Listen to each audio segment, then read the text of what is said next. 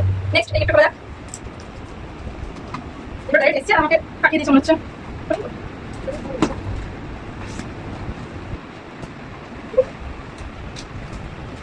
pulling মাছটা না এটা মাইক্রোর জন্য ইয়ে করো না ও এরকম না ও ও হাই হাই এটা খুবই দরকারি জিনিস এটা অনেক দরকারি জিনিস এটা একটা বলছে আচ্ছা এটা ওই মাইগ্রেনের জন্য যে ইউজ করে একটা বাম আছে যে ব্যথা হলে বামটা স্মেল করলে নাকি যে মাথা ব্যথা কমে যায় এটা আমিও দেখেছি অনেক ইনস্টাগ্রামে এটাও আছে আমার কাছে ইয়ে এটা আচ্ছা এটা ওই